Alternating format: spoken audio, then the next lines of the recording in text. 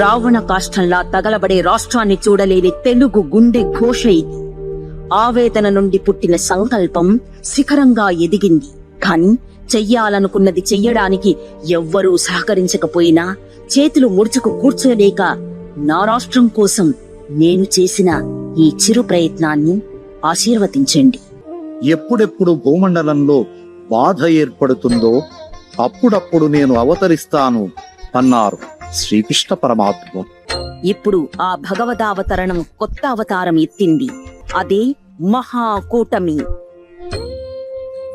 అంతఃకరణ శుద్ధితో ఆంధ్ర రాష్ట్రం కోసం ఏర్పడిన త్రిశక్తి స్వరూపం మహాకూటమి. అసలు ఈ అవసరం ఎందుకు ఏర్పడింది? ఒక అసమర్థ పరిపాలన వల్ల. పంచభూతాలు అందరివి.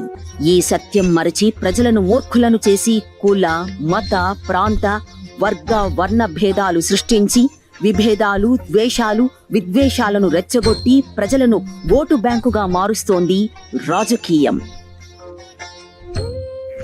ఆ రాజకీయమే ఎన్నో అరాచకాలకు పునాది.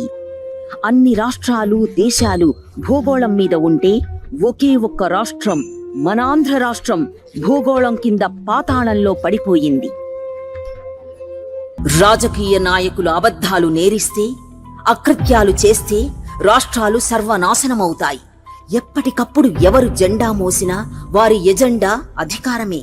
మేనిఫెస్టో పేరుతో వాగ్దానాలు గుమ్మరిస్తూ అధికారం కోసం డబ్బును వెదజల్లుతారు. పట్టేది దోమనైనా పామునంటూ బుకాయిస్తారు.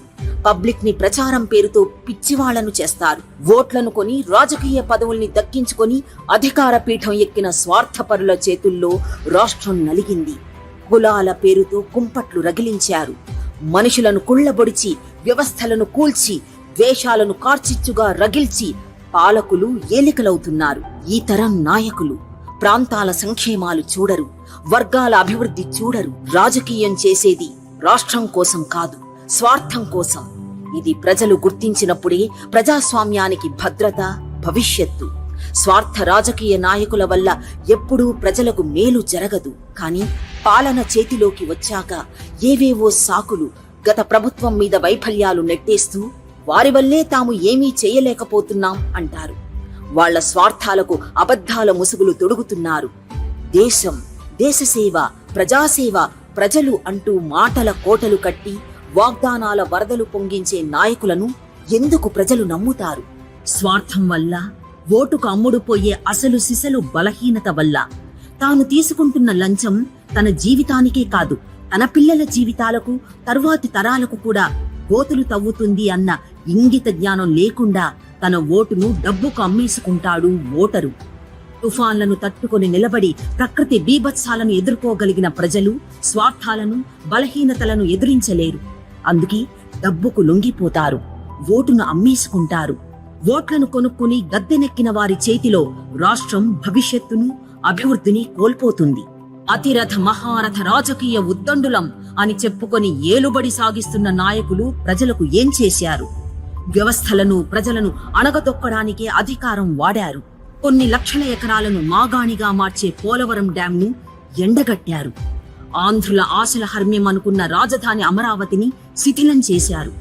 రాష్ట్ర తలరాతను తిరగరాసేందుకు రాబోయే ఎన్నికలు సువర్ణావకాశం. ఒక ప్రభుత్వం స్థిరపడాలంటే, రాష్ట్రం అభివృద్ధి పథం వైపు వెళ్లాలంటే ఎన్నో ప్రశ్నలు ఎదుర్కోవాలి, ఎన్నో సవాళ్లు స్వీకరించాలి. ప్రశ్నించే గొంతు పవన్ కళ్యాణ్, పరిష్కారం సూచించే మేధస్సు చంద్రబాబుది. దేశాన్నే విజయ పథంలో నడిపించే రథ సారథి మోదీ. ఆంధ్ర రాష్ట్రం కోసం నడుం కట్టారు. కమలనాథుని సమర్థ సారథ్యం, పచ్చ జెండాకున్న దృఢ సంకల్పం, జనసేనాని సాహసం, మహాకూటమి త్రినేత్రాలు. రాష్ట్ర సంక్షేమం 1000 రేకుల పద్మంలా వికసించాలంటే, ఆంధ్ర ప్రజల జీవితాల్లో విజయ పవనాలు వీచాలంటే, ఆంధ్రలోకం మొత్తం పచ్చదనంతో నిండి బంగారు కాంతులతో కళకళలాడాలి అంటే అంతఃకరణ శుద్ధితో ఆలోచించండి. మీ ఓటు సరైన నాయకుడికి వెయ్యండి. Select and elect the right person who knows to serve people, not to destroy. అంతఃకరణ శుద్ధితో మీ ఓటును మహాకూటమికి వెయ్యండి. జై మహాకూటమి, జై సిబిఎన్, జై పవన్, జై నరేంద్ర మోదీ.